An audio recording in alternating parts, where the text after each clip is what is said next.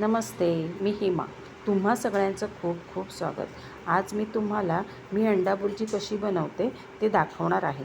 तर चला, त्यासाठी मी 2 टोमॅटो बारीक कापून घेतले आहेत, 4 हिरव्या मिरच्या बारीक कापल्या आहेत, कढीपत्ता बारीक कापला, कोथिंबीर, आलं लसूण पेस्ट अर्धा चमचा आणि 3 कांदे बारीक कापून घेतले आहेत. कढईमध्ये तेल तापत ठेवलं आणि त्याच्यामध्ये जिरं टाकलं. जिरं फुलल्यावर त्याच्यामध्ये मी ते कांदे टाकलेत आणि ते परतवून घेतले आहेत. आता मी त्याच्यामध्ये मिरच्या आणि कढीपत्ता टाकून तेही परतवून घेते आहे.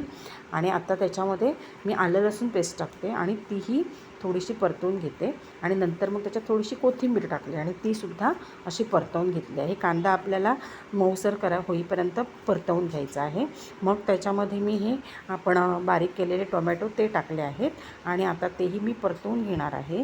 आणि टोमॅटो शिजण्यासाठी टोमॅटो पुरतंच मी थोडंसं मीठ त्याच्यामध्ये टाकून ते असे परतवून घेते. आणि मग नंतर त्याच्यावरती मी झाकण ठेवून टोमॅटो शिजेपर्यंत म्हणजे 2-3 मिनटं आपण ते झाकण ठेवायचं आणि बारीक गॅसवरती टोमॅटो तो छान शिजवून घ्यायचा आहे. आता टोमॅटो शिजलेला आहे ते पाहिलं तर टोमॅटो शिजला आहे. आता त्याच्यामध्ये मी लाल तिखट टाकते अर्धा चमचा आणि पाव चमचा हळद टाकते आणि पुन्हा ते असं परतवून घेते आहे. आणि मग आता त्याच्यामध्ये मी हे परतवून झालं. आता त्याच्यामध्ये मी 4 अंडी आहेत ती फोडून घेतली आहेत आणि आता ती मी ह्याच्यामध्ये टाकते. आणि आता गॅस आपल्याला मोठा करायचा आणि मोठ्या गॅसवरती ते सतत ढवळत राहायचं आहे, जराही थांबायचं नाही आहे. तर पूर्ण असं सारखं ढवळत राहायचं आहे.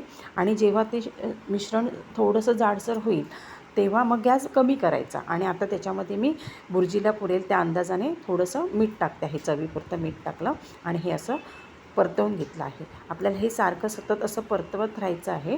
जर थांबलात तर ती आपली बुर्जी जाड ह्याची होणार आणि जर तुम्ही सतत ते ढवळत राहिलात तर आपली बुर्जी ही छान दाणेदार एकदम बारीक दाण्यासारखी अशी होणार आहे. दाणेदार अशी बुर्जी तयार होईल आपली. आता त्याच्यामध्ये मी कोथिंबीर टाकते आणि पुन्हा अशी ती परतवून घेते आणि अशा प्रकारे आपली ही छान अशी दाणेदार बुर्जी तयार झालेली आहे. आता ती आपण प्लेटमध्ये काढून घेऊया. तर तुम्हाला ही माझी रेसिपी कशी वाटली?